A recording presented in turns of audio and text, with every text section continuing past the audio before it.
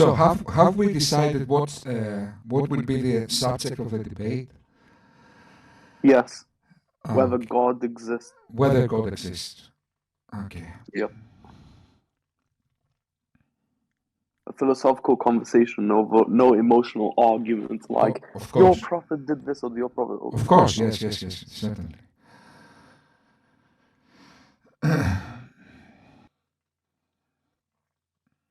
Okay, cool. So, Bismillah ar-Rahman ar-Rahim. Today's discussion is about whether God exists. We've got Abstra, who will be proving it, and Socrates Son, who will be, I assume, on the defensive, or he could be on the offensive, God knows. But he will be disproving or trying to refute the argument that God exists. So yeah, do you guys want timestamps or do you want a normal discussion? I prefer a normal discussion, if I may, because Okay, yeah. cool. Okay, Abstra, you can present your argument then. Bro, I'm sorry, my mic keeps bugging out. I don't know why. Anyways, أعوذ بالله من الشيطان الرجيم. Okay, so today, right, what I'll be doing is I'll be presenting the argument of my Sheikh Ibn Sina rahimahullah alayh on the existence of God, which is called in English it's called the contingency argument. In Arabic it's called Burhan al-Imkan or Burhan al-Siddiqeen, right? So anyways, there are two very, very important things that you need to understand this argument, right? The first is the modal categories of Ibn Sina. So Ibn Sina, right? He has about 5 modal categories, but for today we only need to concern ourselves with 2. One is possible with respect to itself, right? And one is necessary with respect to itself.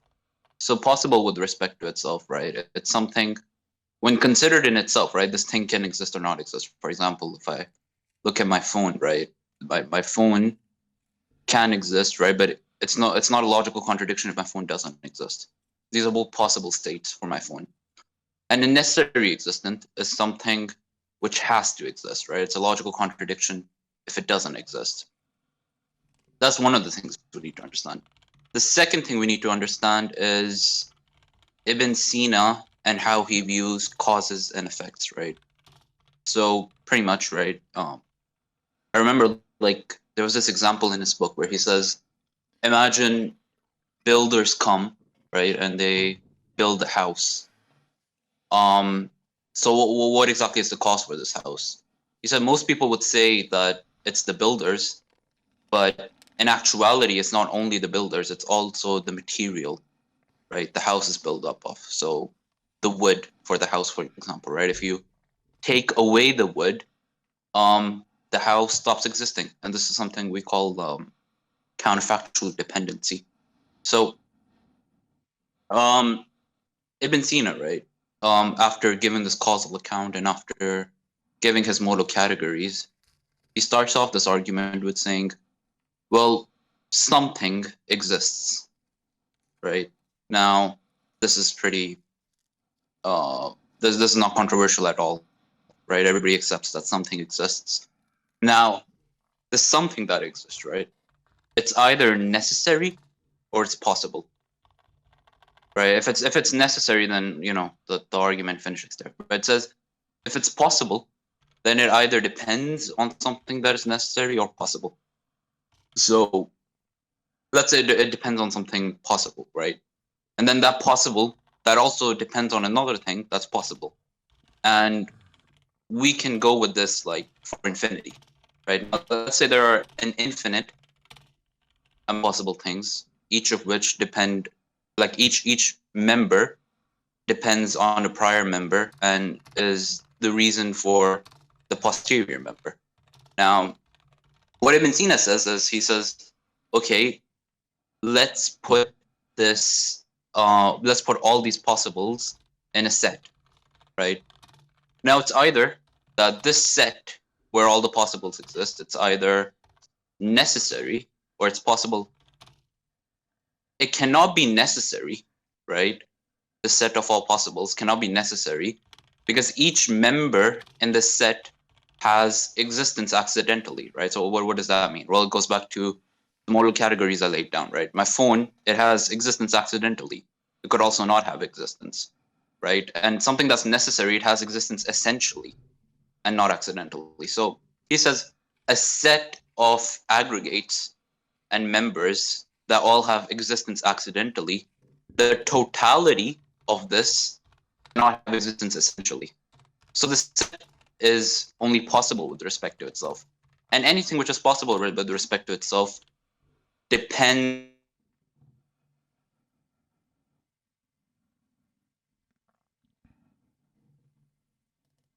that is either possible or it's necessary. Now it cannot be possible because we just defined this set as the set of all possibles. So hence it must be necessary. And this is the way Ibn Sina lays out his argument. You can go ahead, Socrates' son, and respond to it. Thank you very much. First of all, I'm learning things as you speak. You presented very nicely the argument, and I've heard certain things I haven't heard, so thank you about that. So, first of all, we agree that we both agree that the philosophical nothing never existed.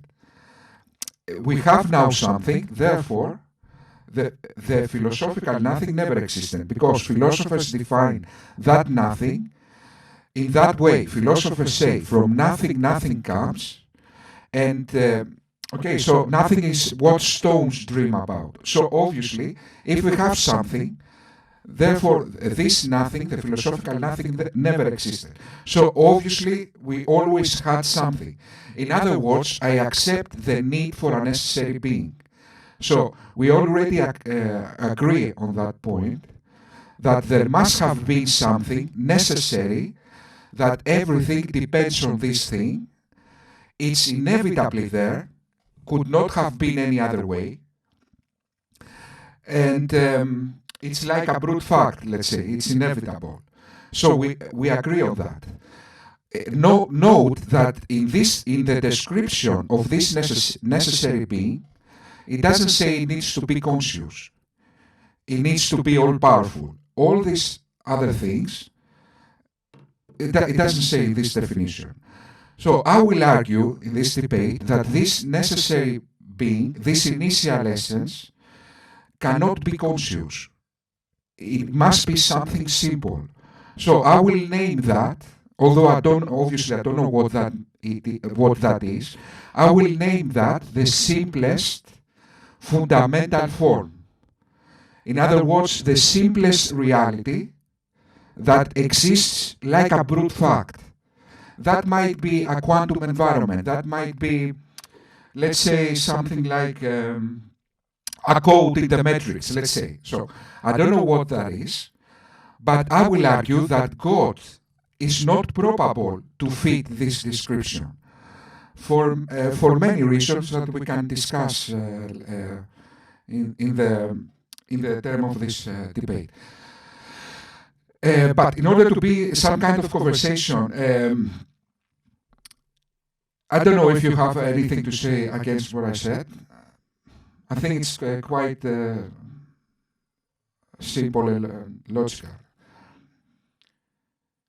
So let me make a question. So when you describe the necessary being, it's how you describe this. What is the qualities of this necessary being? And let's see whether we agree on these qualities. Okay. Okay. So this is like a common objection, right, to the entire God hypothesis, that why does the necessary that you prove have to be God? I'll provide some reasons for why it has to be God, but first, to understand that, we need to understand what is God under the view of this argument, right? So God, under the view of this argument, is an unconditional reality. This necessary existent is an unconditional reality. Okay, what does that mean? That means it cannot be reduced to anything, right? So this necessary reality, it cannot be made up of parts. It cannot be material. It cannot be temporal. And I'll explain why, right? Anything which has parts, and this is the most this is like the easiest argument against this necessary existent having parts. Anything which has parts, right, is composed, and anything which is composed depends on its parts, right? It's counterfactually dependent on those parts, and anything which is counterfactually dependent upon those parts is possible and not necessary. So, this necessary existent that we proved, it cannot be made up of parts. That's one thing. Another thing is that this necessary existent, like energy, like a code in the matrix, like quantum fields, cannot be subject to change. Now, why is that, right? Okay, let's say there is an aspect in this necessary existent that is changing, right? So something necessary is something which cannot fail to exist, right? It's a logical contradiction for it to fail to exist. If something is changing, it means it's going from one state to another state. So the prior state that it is in, right?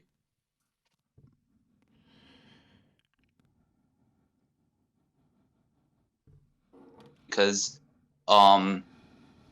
it didn't exist when the prior state existed, right? And that's why this necessary existent is immutable and unchanging. Now, you brought up some other things. You said, why does it have to be all powerful? Why does it have to be all knowledgeable, right? Now, the answer to that is pretty simple as well. It's it depends on something which is known as the principle of proportionate causality, which pretty much states, right, a giver of a thing cannot lack that thing. And then the proof for this is really simple, right? Not P cannot cause P. So, for example, right, if God or this necessary existent, it completely lacks any knowledge, right? Whatever it causes can also not have that knowledge. Why is that? Because not P cannot cause P, right? And the lack of knowledge cannot be the cause of knowledge. So according to the principle of proportional causality, the necessary existent that we have proved using the argument of Ibn Sina, rahimahullah alayhi, it must have analogically or univocally, this is another discussion, but it must have some sort of knowledge and some sort of power. Anyways, yeah, you can go ahead. Of course.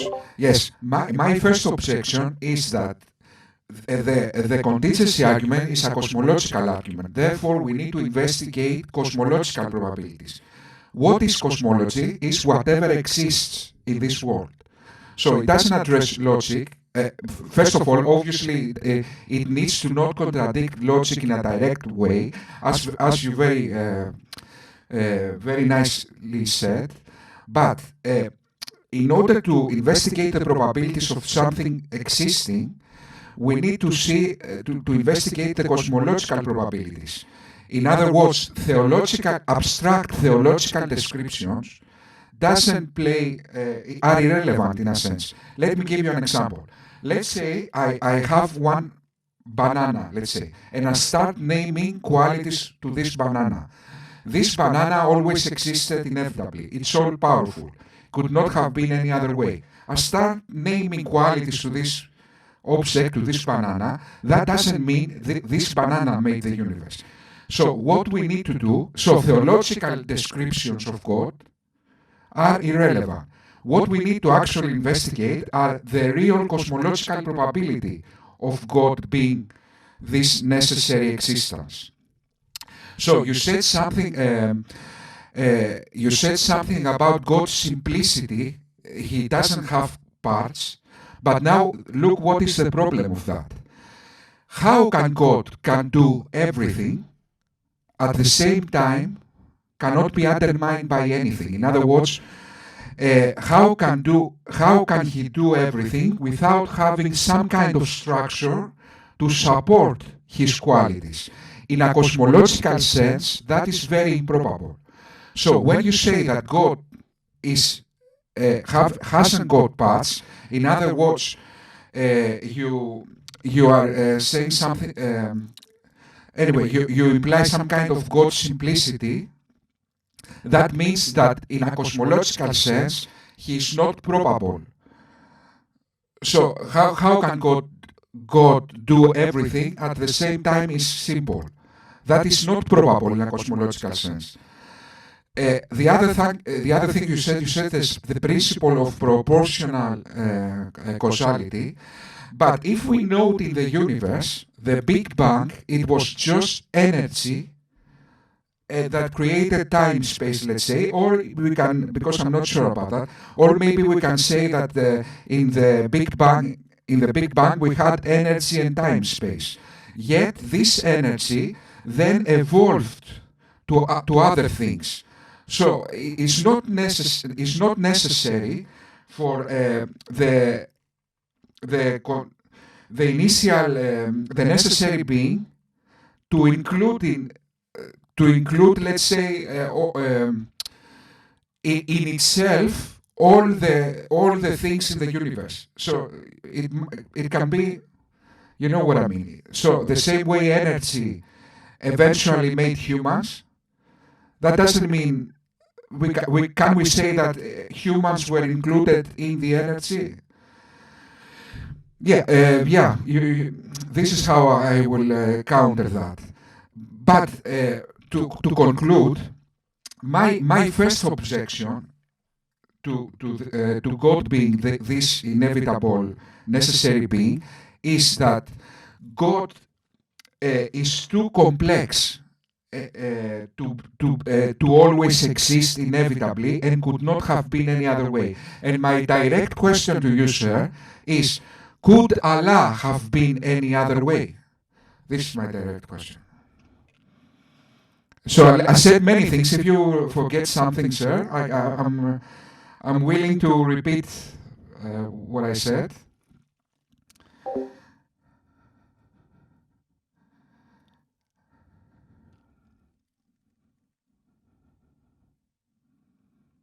So you brought up quite a few points. Okay, so the first point you brought up was, I remember all of them. If I forget anything, you can remind me. Yeah. The first point you brought up was that this is a cosmological argument.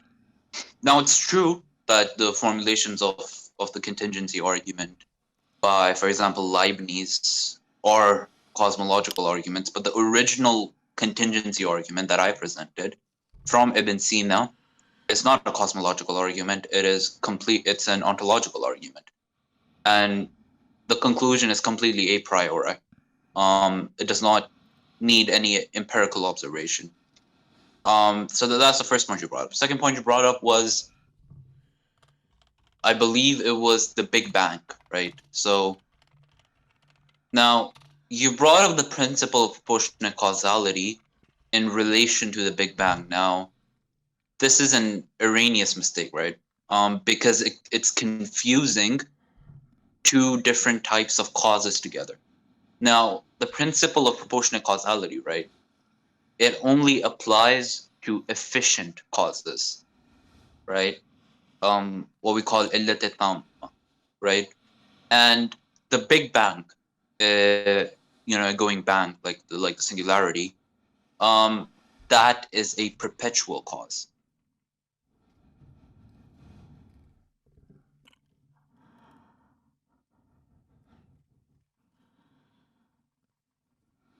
Yeah, sorry, I apologize. That's No a worries. perpetual.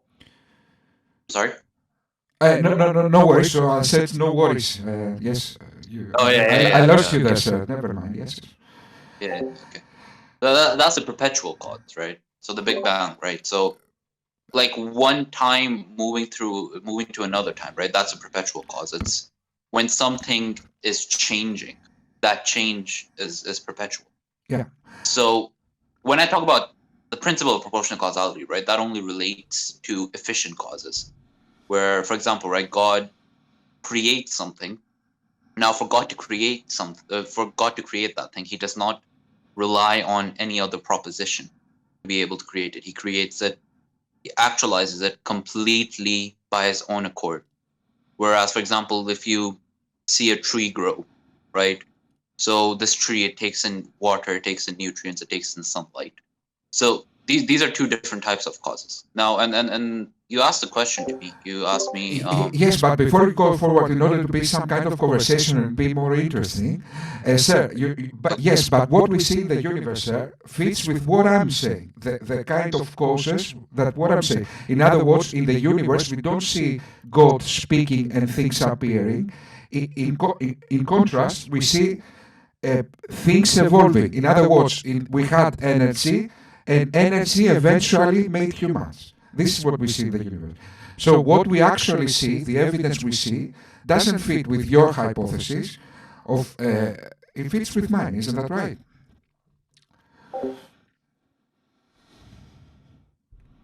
What you said towards the end. Could you repeat that? Yes, of course.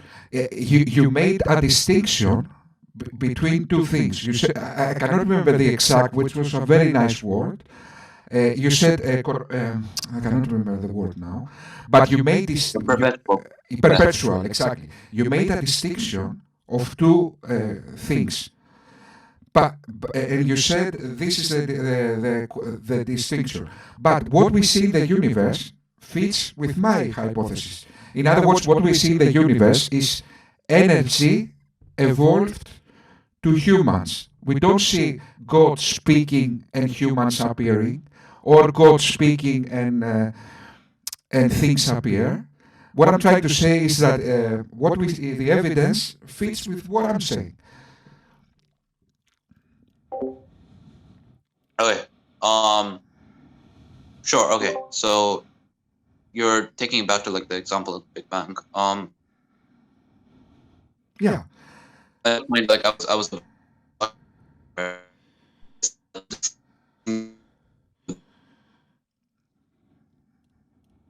Can't hear.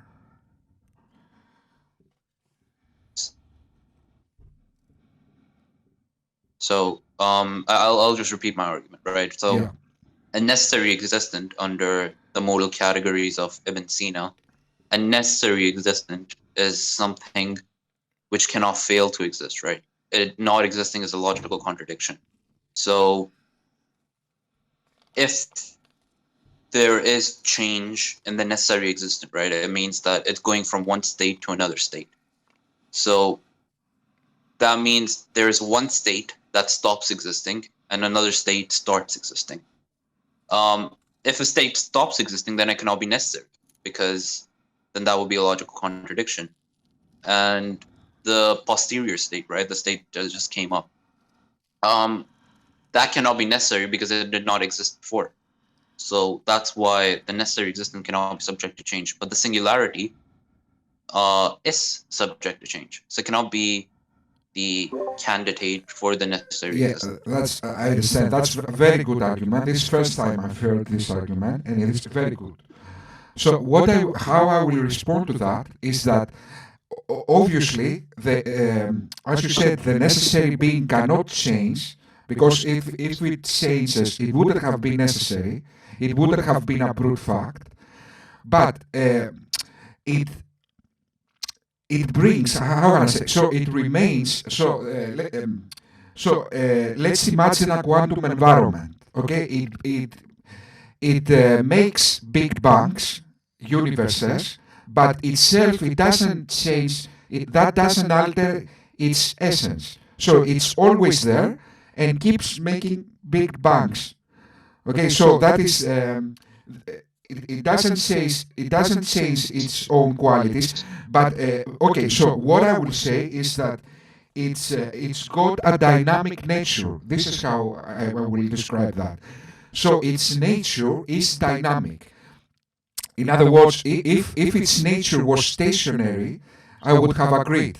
We needed to have something else to change it. But if its nature is kind of dynamic, it doesn't mean that it changes, but it brings more things, but it remains the same. I don't know whether I don't know if whether I communicated that very efficiently, but I understand the gravity of what you said. So I acknowledge this argument being in your favor. So that is a weakness of my argument, and I acknowledge that this is a very good point. Now, but in order to understand which is the true answer, we need to put in the scale the good things of each argument. So I accept that's a good aspect of your argument. Now, my counter argument will be that could Allah have been any other way? So that is the question I'd like you to respond, sir. And I already acknowledge.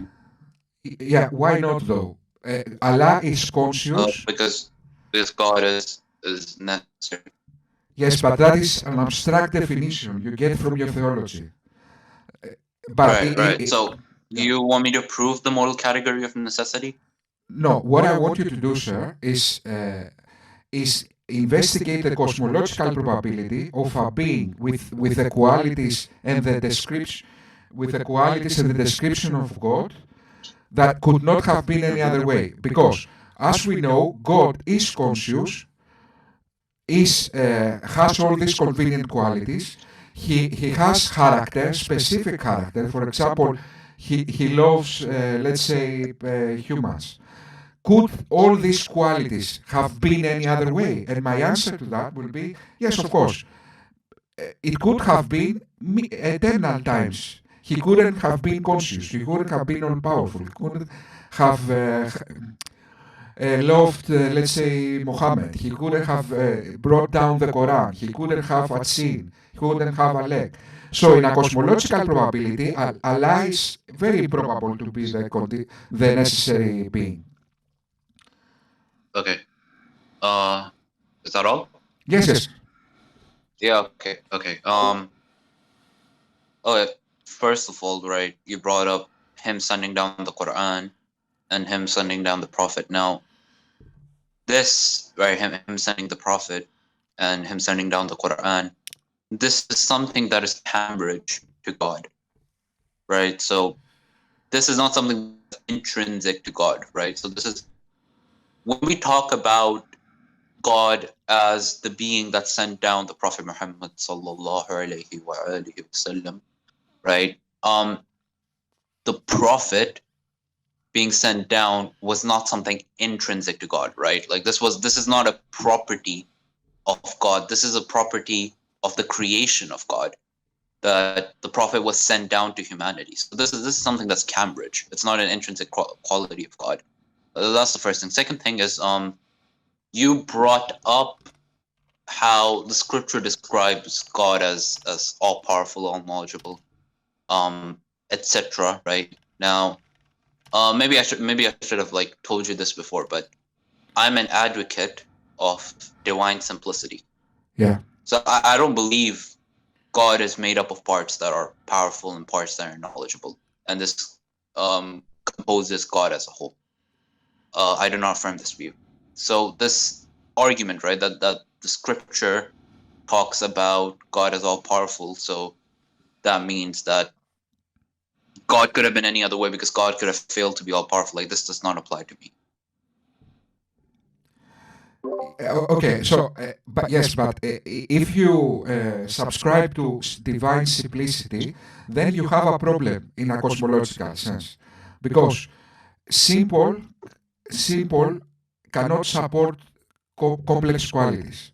In other words, let me give you an example. It's like saying how we define probable is difficulty of the task divided, let's say, by the means we have to achieve this task, or in a person, qualities divided by structure. The same way we don't say that a universe can come from nothing, the same exact logic applies that something that can do everything cannot be air, must have some kind of essence, no matter how counterintuitive or exotic is this essence. In other words, by saying that God is simple, is one unifying thing, you make him improbable. in fact, to be to have all these qualities in a cosmological sense. Now, of course, you apply your theology to make him probable. In other words, you apply abstract definitions just because you say that he is one unified thing but can do everything. Is irrelevant because your abstract, the theological descriptions you give to God doesn't give any merit to your argument. It's just abstract descriptions. The other problem with divine simplicity is that it leads to modal collapse. In other words, it's something like it makes everything necessary. So there are some problems with divine simplicity. So I don't think this argument is very sufficient. Okay. Yeah. Is that all? Yes. Yeah. Okay. So, first of all, you said that on account of cosmology, right? That Allah subhanahu wa ta'ala being divinely simple is improbable. Now, whether it's improbable or not is not really relevant, my beliefs, because divine simplicity is something that we prove logically. And you also said how can something support something composite. Now, you have to show a logical contradiction and something simple being the cause of something composite, right? All you're saying is that it's improbable. That doesn't really matter to me. Now, what else did you say? Oh yeah, you talked about the modal collapse. The modal collapse, it's a pretty bad argument, and I'll explain why. Right, so the modal collapse, it works off of the premise that the act of God is intrinsic to God and is thus identical to God, so creation is necessary. I do not accept this premise that the act is identical to God, because as all divine simplicists claim, the act is extrinsic to God, right? As I defined before, it's Cambridge to God. It's not an intrinsic property of God that he acts, right? So why is that? Okay, so God actualizes a potentiality. That is his act of creation. Now, the actualizing of potentialities is something that is extrinsic to God and not intrinsic to God, because God has no potentiality in him. Anyways, yeah, you can go ahead. Yes, okay, that's a good argument. But that implies that if God is the arbiter of things, in other words, if we are in God's consciousness or something like that, if he is the arbiter, he cannot also be the agent. In other words, if morality or the universe, not the universe, let's say morality flows from his nature, then he cannot be also a moral agent and then decide to be bad or good. I want to ask you a question because I don't know what you believe. You believe that God can be unjust or immoral? No, he cannot be. Therefore, all these qualities flow from his nature. But if he is the arbiter, the moral arbiter, okay, he cannot also be the moral agent. So that implies some kind of duality in God. So, yeah, but I don't know whether that is completely relevant to what you said. So I think we are kind of, by my fault, diverting from the main issue. So what I will say to that is that can you repeat, please, the other argument you made? Sorry about Against that. modal collapse? No, modal. Let's put that aside because I'm not very familiar. The modal collapse one? Yes, no, the other one. The modal collapse. Okay, so it goes in it is diverting that's why I said that as a secondary argument, because it's diverting from the. Now we need to go to morality and all these kind of things. But yes, what was your initial argument before you said about modal collapse? Modal collapse? Is that the one you're talking about? No, before that. Before that, before that, I just said that divine simplicity is something that's proven deductively, right? Yes. Yeah. But, so you go on. Yes, but how you prove something deductively, like divine simplicity? I can understand that divine simplicity fits to your theology and fits to the assumption that God, if you believe that God exists, he must have been simple, but I don't believe in God. So how you came to the conclusion that in a cosmological sense, when we have two competing hypothesis, divine simplicity is not a logical necessity, because if there isn't in fact a God, then why we should accept divine simplicity? But my argument, if you remember, is: can you give any good arguments? How come something that is one thing can account for all these convenient qualities of God? Something that's one thing. Okay, you're talking about your moral argument? Is that one you want me to respond to? Excuse me, sir, because you are cutting off. Sorry, sir, because you are speaking and you are cutting off. That's why I'm missing words. What you said now? Yeah, I said, you want me to reply to the moral argument that you just brought up? No, not to the moral argument is kind of, unless you want to engage in a moral argument. It was my fault because you asked me for proof for divine. My direct question to you, sir, is how is it possible something with the qualities and the characteristics of God being simple? How is that possible? That is the extreme end of improbability. That is the first thing you should recognize. It cannot make sense. Okay. So Ibn Sina in his Isharat wal Tanbiyat, right after giving this argument for God, he gives the argument for divine simplicity. So this is the argument he gives for divine simplicity, right? He says, let's say there's a necessary existent, right? So let's assume let's give this hypothesis that this necessary existence, it has a plurality of aspects in it, right? So what Ibn Sina says after that, he says, okay, so that means for there to be a distinction in these aspects, that means there's a reality, or there's a feature that's present in one but not present in the other.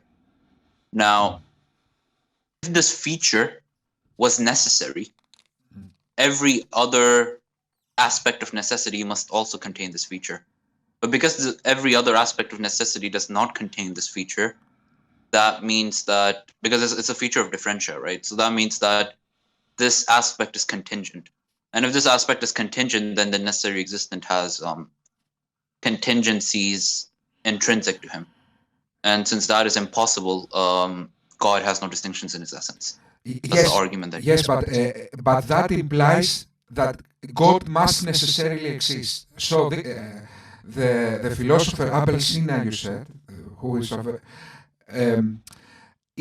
start his premise by assuming that God must necessarily exist. So what you're saying now, but that is not necessary, because. So I will ask you a question. Why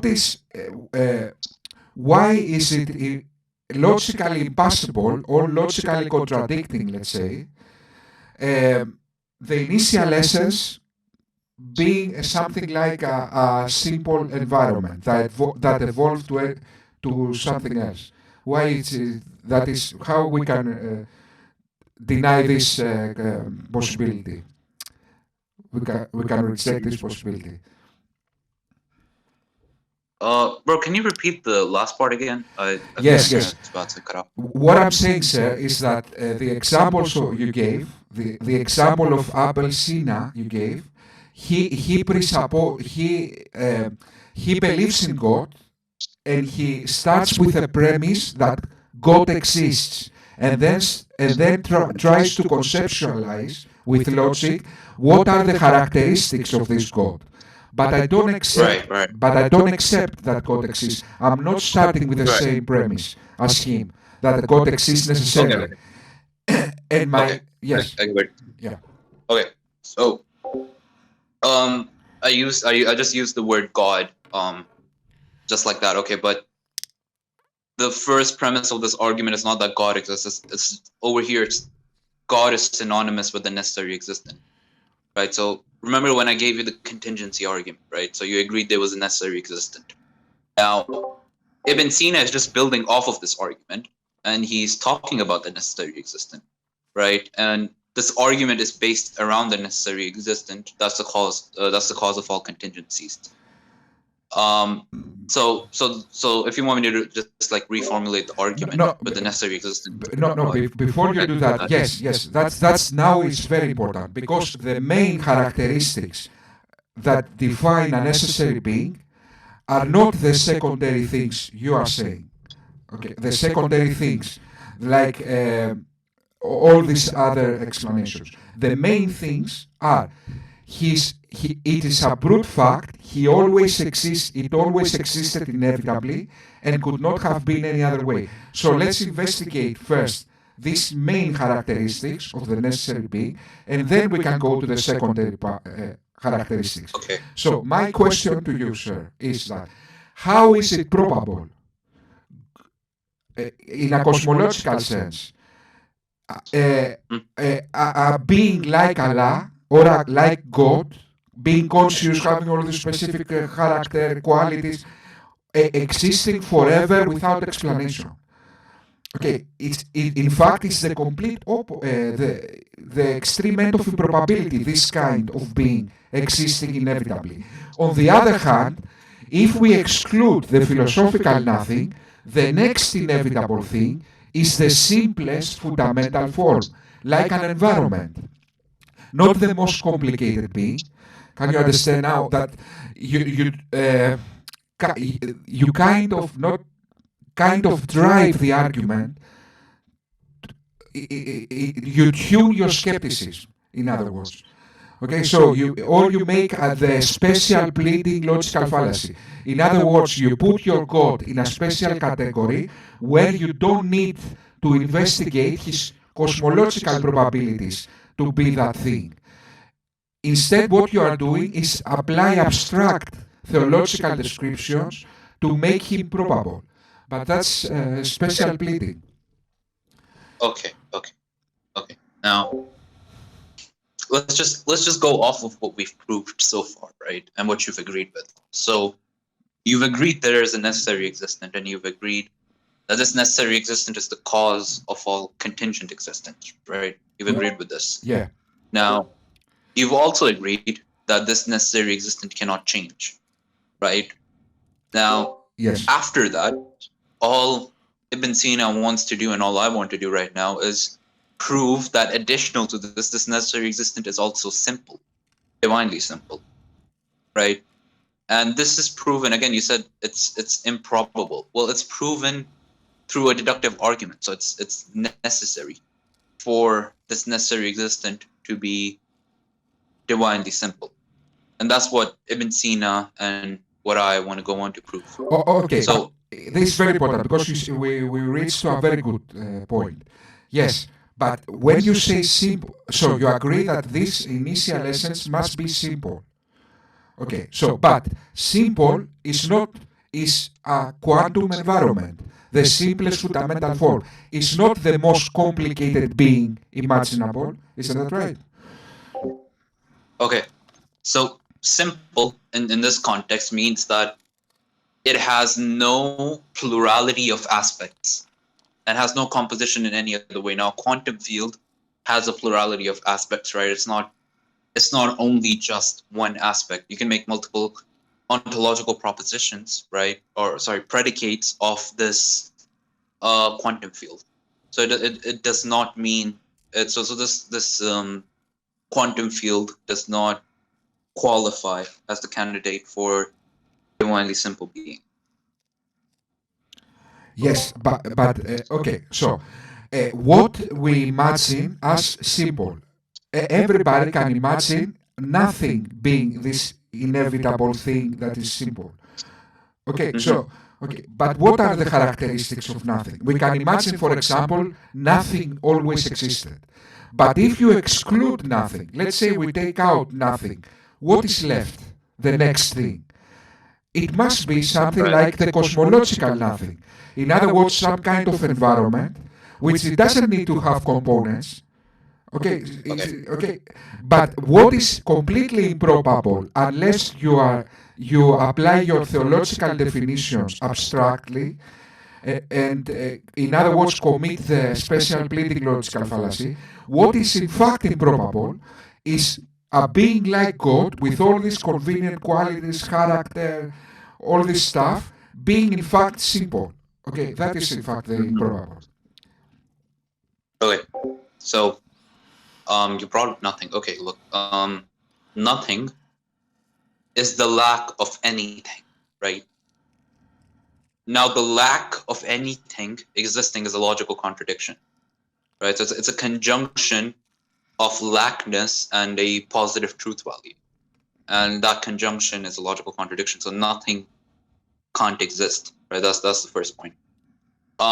Second point, right? We proved that the necessary existent is the cause of all is the cause of all contingencies. Now, nothing, right, which again is an essential lack of anything, cannot be the cause of anything, because that would be not P implying P, and that's impossible. So,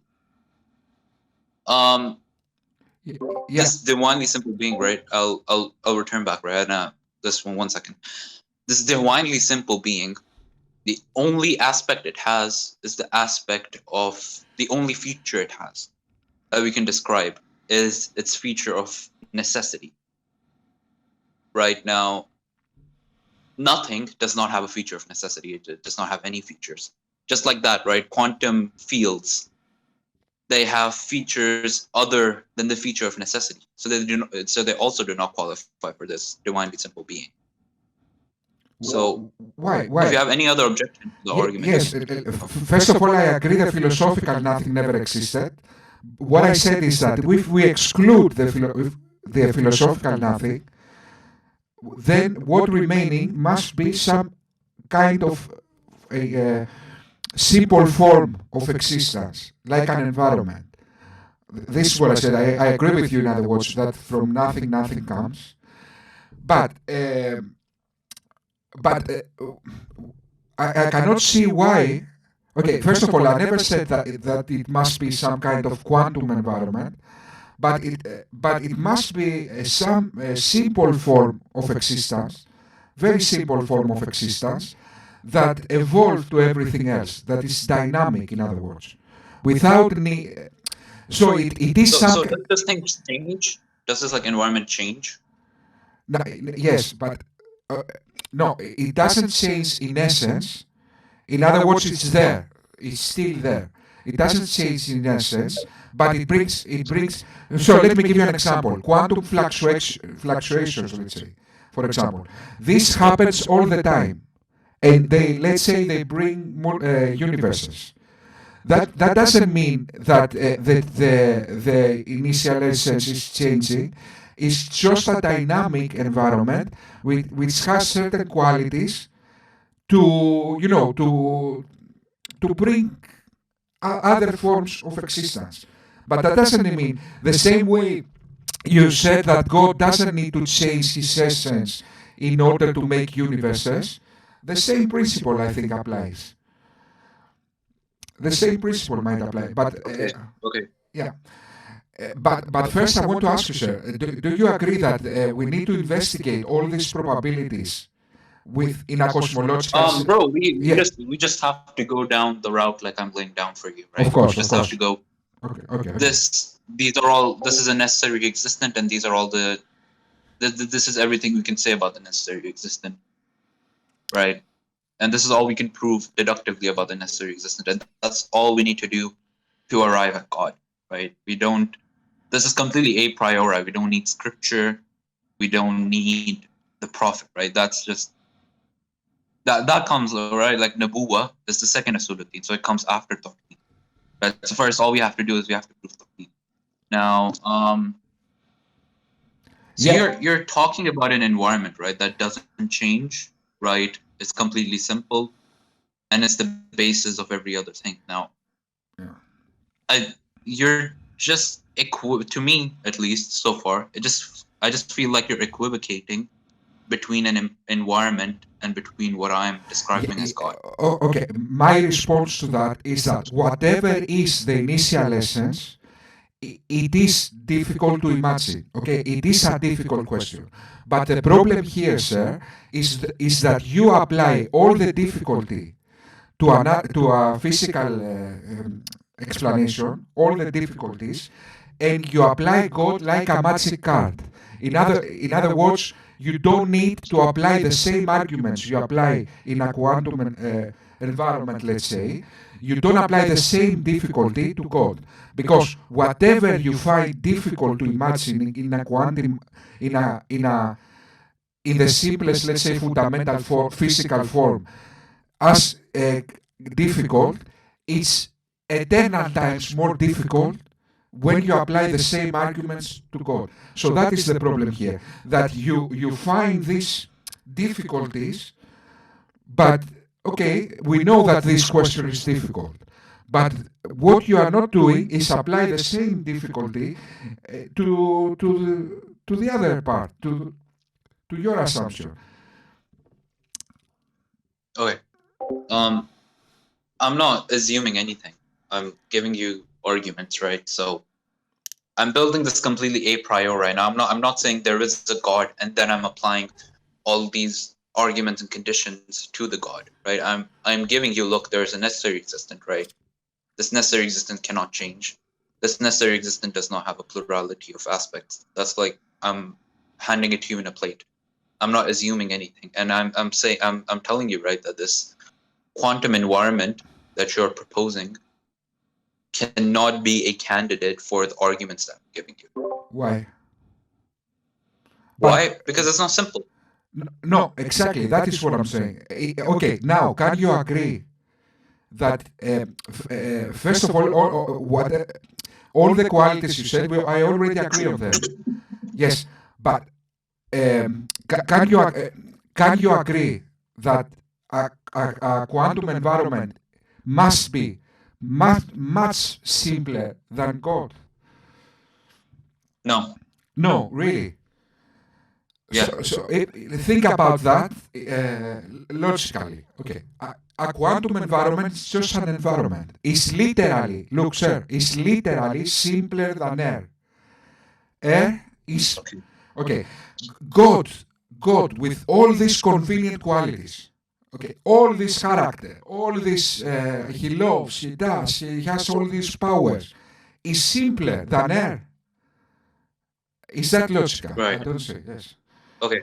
I think you're committing an equivocational fallacy in what it means to be simple, right? So I define to you what simple means in the context of divine simplicity. It means something which only has the feature of necessity and no other feature, right? That's something that is simple, right? Now you're saying, now this quantum field, right? It has multiple features and cannot be the divinely simple being that I'm describing, right? So God, or the necessary existent, as I'm talking about, right? It only has the feature of necessity, and the quantum environment that you're talking about has multiple features, and because this environment has multiple features, it is not simpler than God. Okay, yes. What I will say now is that you address logic. Okay, but we know that logic by itself, okay, it doesn't address, let's say, reality. In a sense, there can be logically consistent arguments. You can make a logic that is consistent, but that doesn't mean it's cosmologically probable. This is what I'm trying to say.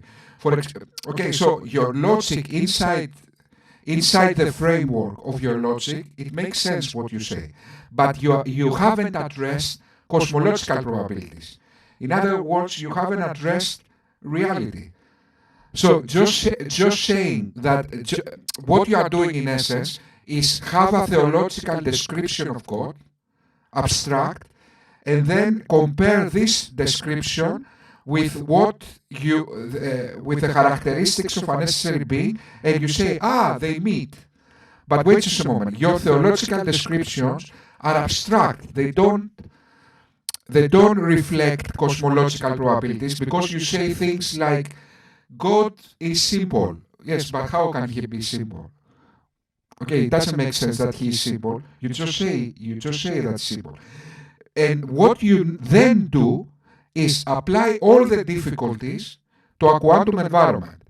You say, for example, a quantum environment cannot be the necessary being because it's not simple. But wait just a moment. The quantum environment is eternal times more simple than God.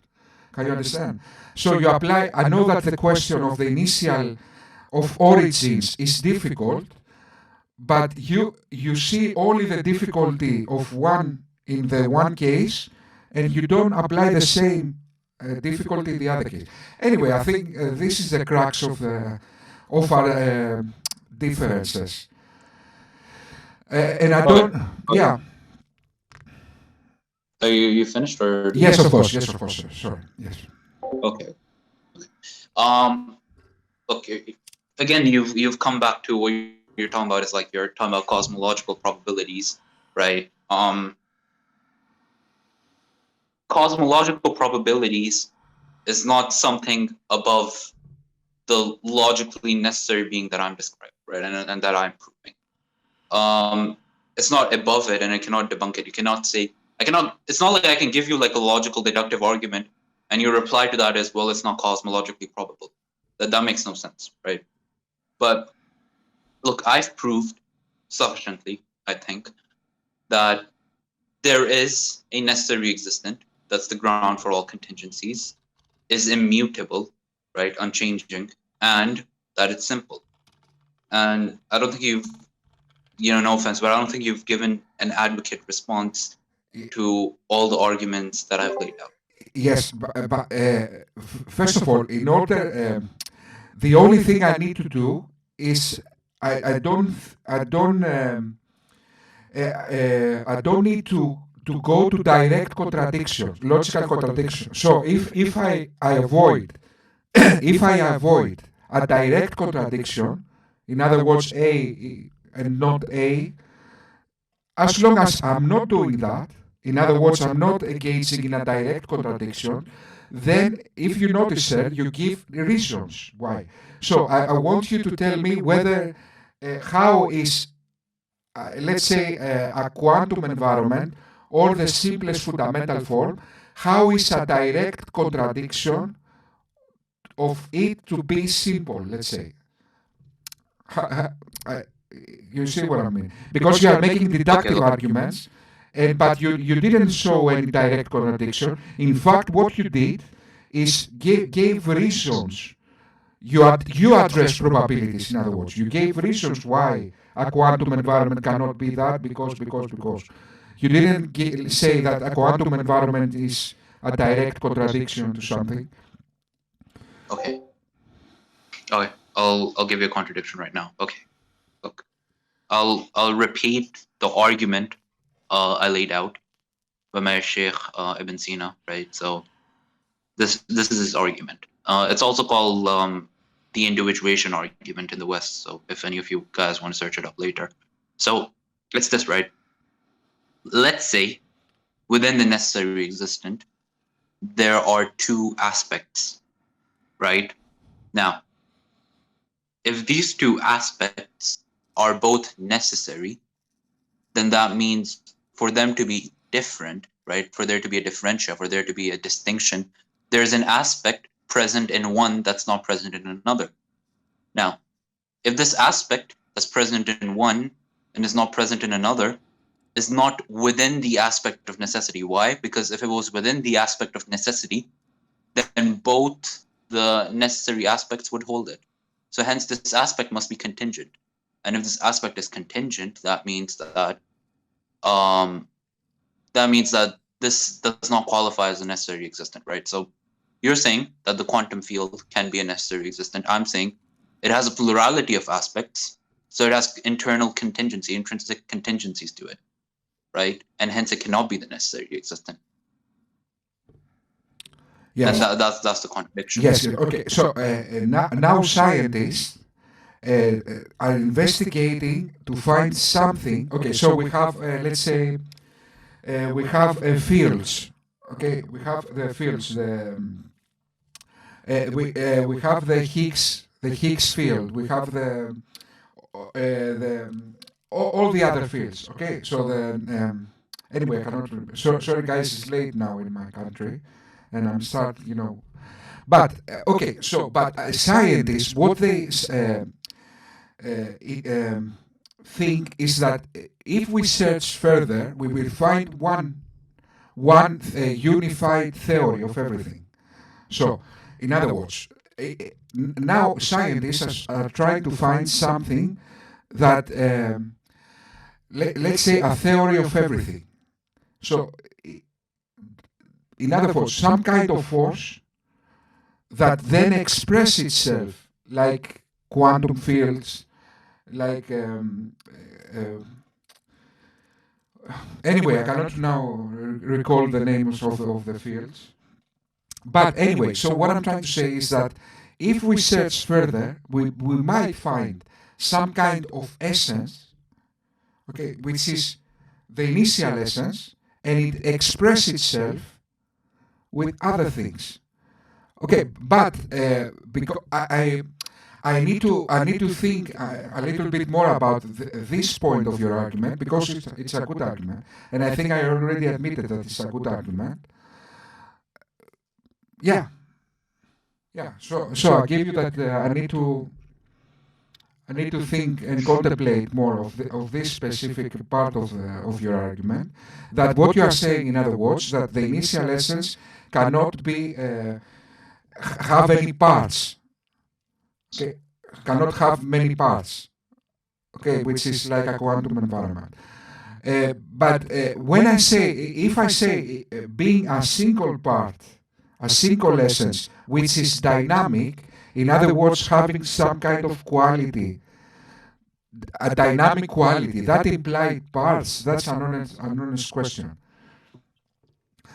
In other words, whether we have some kind of essence which is dynamic, this implies parts. That is what I'm contemplating now. I don't know. What do you think, Abstra? Yeah. Okay. Thank you for all the time you've given us. No, I think Mr. Joester wants to have a Q&A session. Yeah. So Socrates, if you're ready, we're gonna go to Q&A. Of course. Yes, I think we exhausted as far as we can go. Yeah. Yes, of course. Thank you. So in the audience, if anyone has a question, raise your hands or DM me the question so I can ask it to either of them.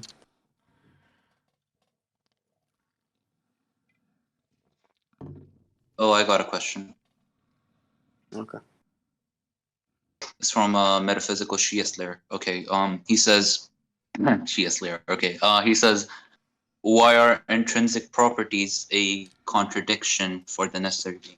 Okay. So the reason, right, that this is a contradiction, right, is because if there are a plurality of properties, and this is like the simplest argument I can give you, there are a plurality of properties, right, a plurality of parts within the divine essence. Now, we all agree that God is completely self-sufficient, right? He grounds himself.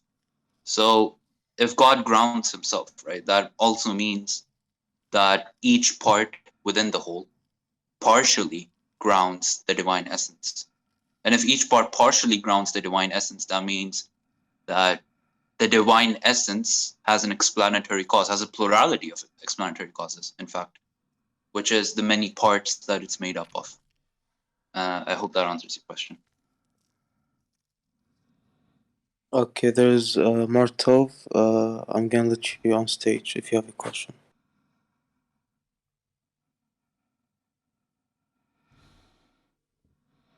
Yeah, it's for Socrates. Do you know Slavoj Žižek is?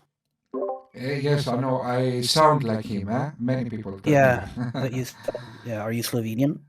No, I'm Greek, but we have the same accent, and it's very difficult to get rid of it. In other words, it's really difficult. So Yeah. yeah, but many people have told me that I sound like him. Yes.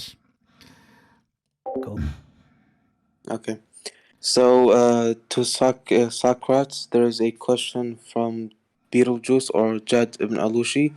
He says, "How do you define a contingent being and a necessary being?" A necessary being is something that doesn't depend on anything for its existence, and it always existed inevitably and could not have been any other way. A contingent thing is something which is contingent, like what we witness in the universe. Yeah, contingent to something else for its. In other words, it's contingent. It depends from something else to exist. It depends on a prior ontological explanation. Yes, to exist. Yes, something like that. Yeah. Thank you for answering that question. There's a possible question from Muhammad. If I'll invite you to the stage.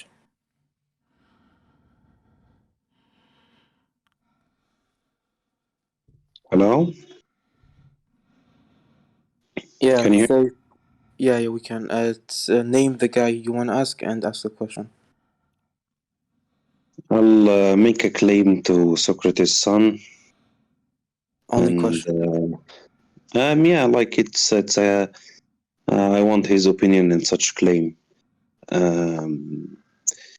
There is like a saying that say once you eliminate the impossible, whatever remains, no matter how improbable, must be the truth.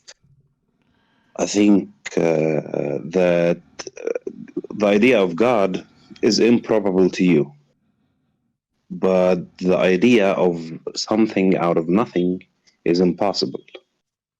Don't you think that we should dismiss the impossible and take the most improbable, like something improbable, instead of something that is impossible? Yes. First of all, when Abstra made his arguments, I was contemplating. Okay, so what he did is he applied to logic and made some very good arguments about some kind of contradictions of a quantum environment and so on. So obviously, what Mohammed you just said, obviously, if we exclude the impossible, okay, so the possible, then the impossible is more probable. But my response to that is that yes, but what I feel is that we don't apply the same criticism to God. The same criticism is like we are only criticizing a natural reality. But I accept this principle. I see what you mean. So, in other words, how can we exclude all natural realities when in fact we don't know all natural realities? We might exclude a quantum environment with this kind of logic, but do we know what is this initial essence? Is it in fact a quantum environment? Some might say that this might be some kind of even a code, let's say, in a holographic reality. I don't know. what that might be. So I don't know how we can exclude completely a natural reality, but I understand the implications of what you're saying, Mohammed. Thank you very much. I understand the implications and the gravity of what you said right now.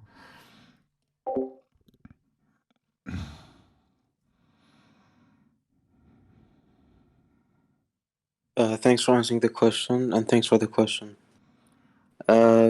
If anyone else has another question, DM me your question or raise your hand.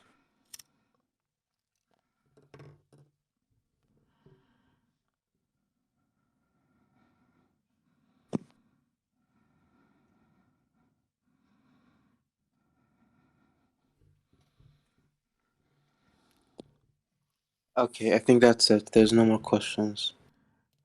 Thank you very much. Yes.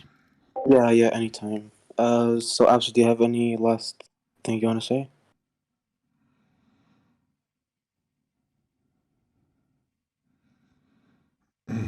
Abstra, are you there? I think your mic glitched again.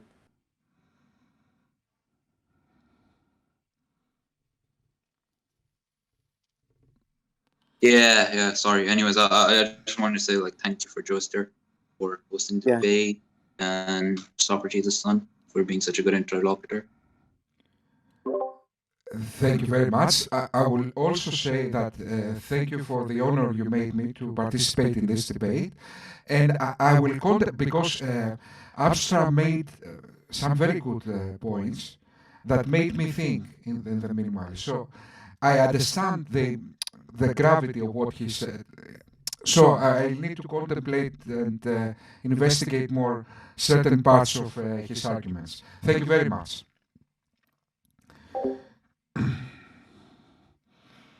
Okay, so just are we leave?